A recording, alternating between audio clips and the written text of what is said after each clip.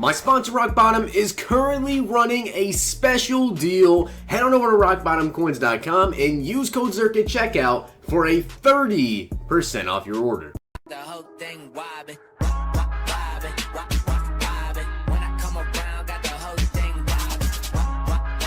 What's going on, guys? It's Zirksee coming at you today with another YouTube video, and today I'm going to be ranking all 18 of the Combine stars. Now, this is not going to include any limited time cards. This is strictly just going to be the actual players themselves, the ones you can get at the sets, and of course the ones you can pull out of like the NAT pack cards that came out every single day. Of course, they're still not done with limited time cards. I think we're going to have probably 2 more tomorrow as well, and I think that might be it. But I just wanted to do the set cards, and there's 18 of them, so let's get right into it.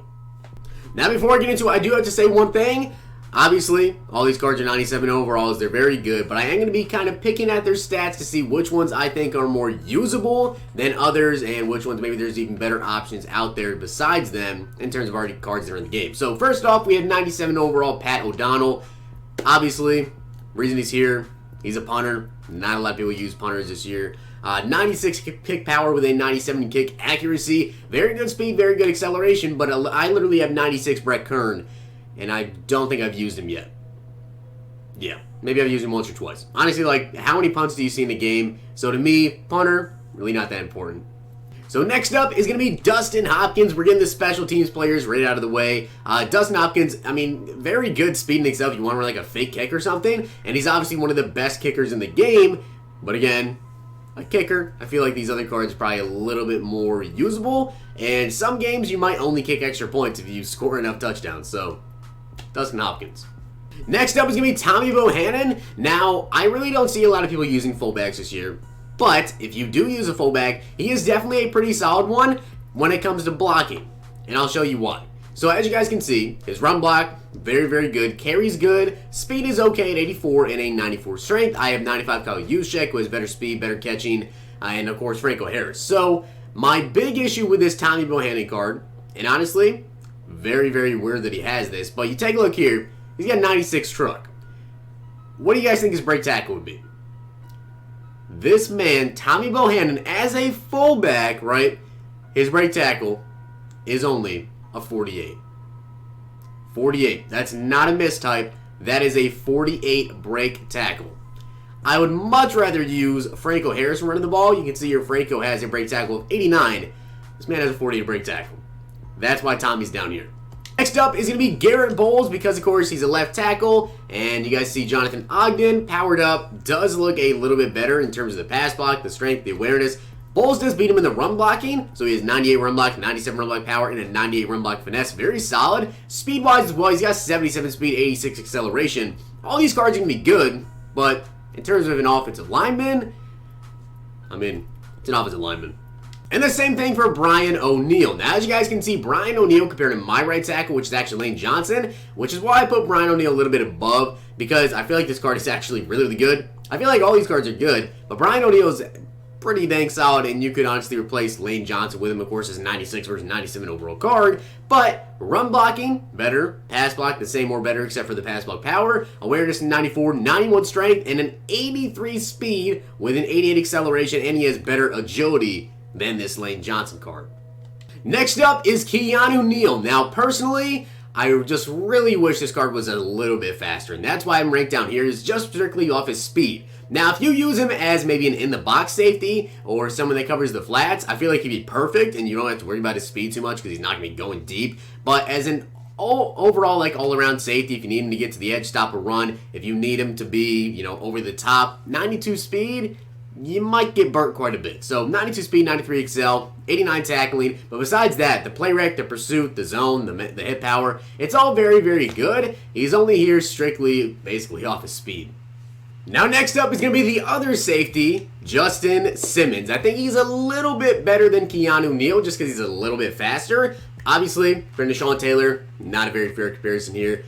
But Justin Simmons has 94 speed, 96 acceleration with a 98 pursuit. Also has very good man in zone with 89 and 93, and a 91 hit power with an 88 tackling.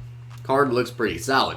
He also has an 80 catching with a jumping of a 95 at 6'2", and his block shed is a 74. pretty good overall card. So Justin Simmons, not too bad. Next up is going to be Luke Kuechly. Now, as a card that I've used, and I've used quite a few of these cards, I think Luke Kuechly overall was pretty solid. But honestly, I just feel like there's so many good middle linebackers out right now. Like if you compare Kuechly here to Bobby Wagner, the biggest thing is his speed. He's only got 88 speed. Now you power him up, he's going to have 89 with a 92 acceleration. Pretty solid. Of course, like stuff in the run, very good. 96 hit power you have. You'd have 93 block shed, 98 tackling, 98 play rec. But Wagner's better. Strictly as a user card, like Talon Smith might be the best user middle linebacker in the game, I think, besides maybe Ryan Shazier. I would prefer Talon Smith over Kuechly, and then obviously Ryan Shazier, I would definitely take Shazier over Luke Kuechly. So this is just a matter of, I feel like there's a lot better options out there, and he's just a little bit too slow for me. He also has 87 agility, which is not bad, but as a user card, you want a lot of agility because quickness, moving around. Shazier has 95 agility, Talon Smith 94, and even Wagner with a 90, and I still feel like that 90 on Wagner is just a little bit too low, which is why I sub in Jalen on third down, because he's a little bit quicker and his agility's better. So Kuechly, it's not a bad card at all.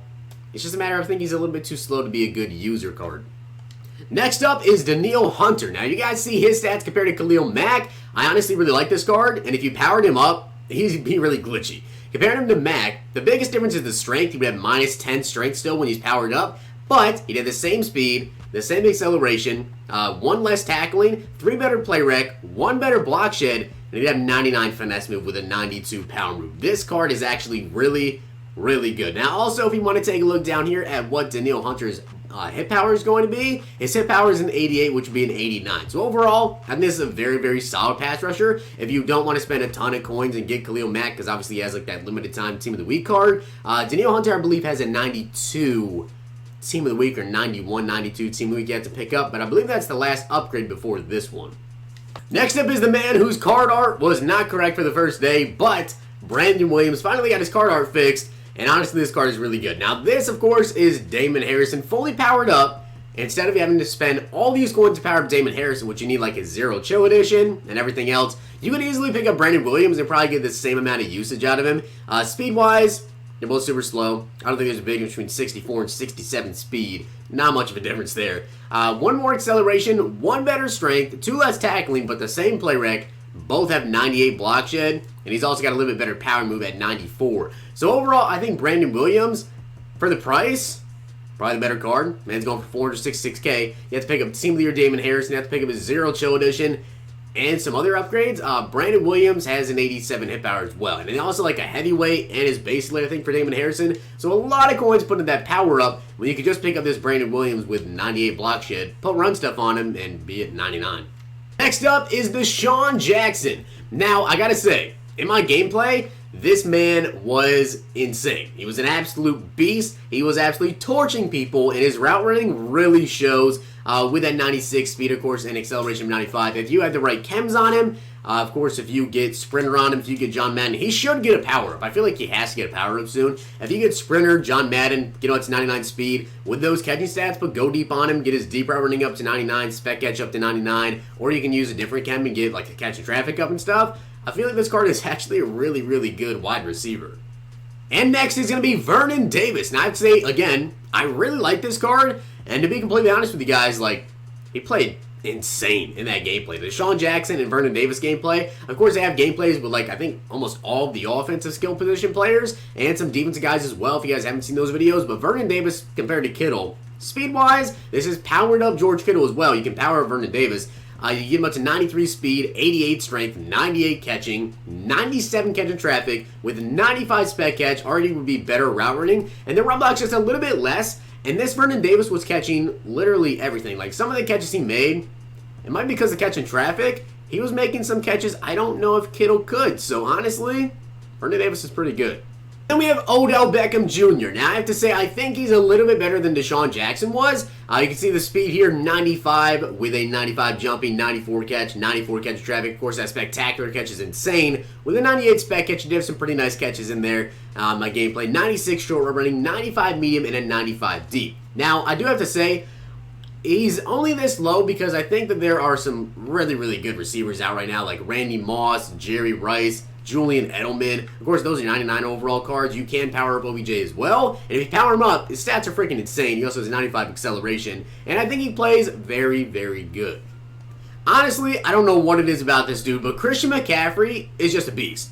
Every single gameplay I've gotten with Christian McCaffrey, whether it be his team of the week, his Ghost of Madden, or his Combine card, the card just balls out. I don't know what it is about him, but he's honestly just super glitchy every single card that he gets this year. 95 speed, 96 excel, great agility at 98, 95 carrying, 86 catching, 97 elusiveness, 74 trucking, and a 90 break tackle. I know a lot of you guys probably still use Ricky Williams. Comparing the two cards, I mean, like, catching's not even close. Beats him in elusiveness. Obviously, Ricky's going to have the trucking on him.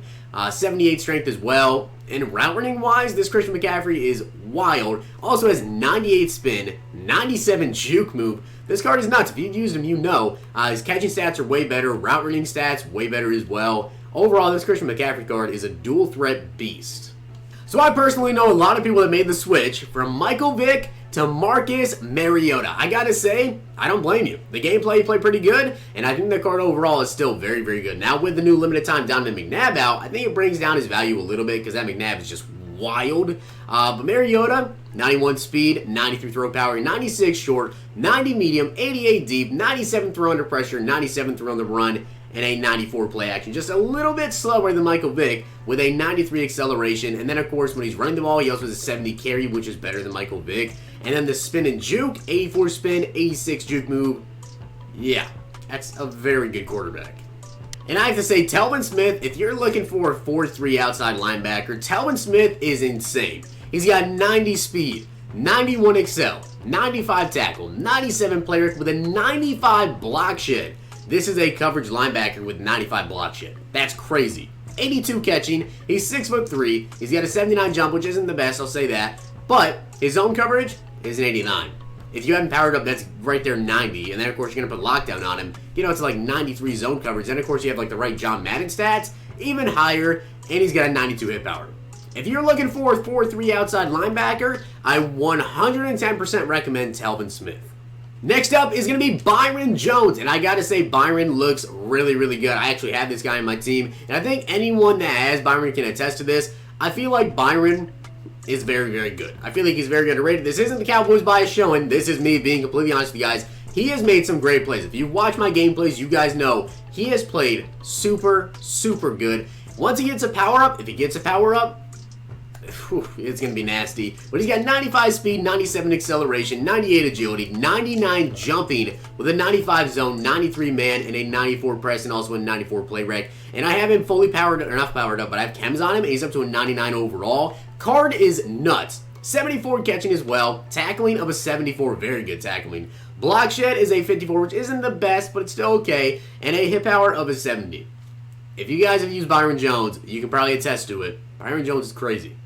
And yes, that does mean, in my opinion, Patrick Peterson is the best combine card in the game. I personally don't think it's close. I'm going to show you guys his stats when he's fully powered up, and also Byron Jones to show you what their stats look like. But Pat P, 96 speed, 96 excel, 99 agility, 99 jumping, 93 play rate, 99 man, 95 zone, and a 96 press powered up. Even not powered up, the card is still disgusting. And I'm going to show you what they look like with like all the chems and stuff, because my God.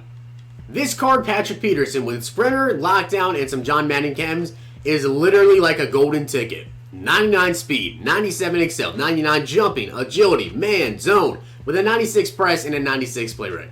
This card is disgusting. Without a doubt, in my opinion, the best combine card. And then also Byron Jones up to a 99 overall with the right chems on him. 99 zone, 99 jumping, 98 agility, speed, excel, 96 man, and a 97 play rec. These two are definitely lockdown corners. So I hope you guys did enjoy the video, and if you did, smack the like button, subscribe, and comment. Let me know down below your guys' opinion on which players you think are the best. Thing I'm messing thing up. If you think maybe Byron Jones didn't deserve to be in the top 2. Personally, he's just made so many plays for me, and I know some people are going to think that I'm being biased with this, but honestly guys, like if you use the card, you know he's insane. He's made more plays than me, for me, than probably Patrick Peterson, but Pat Pete's just crazy good, so they never open at all. Byron Jones just makes some freaky plays. But I hope you guys did enjoy the video.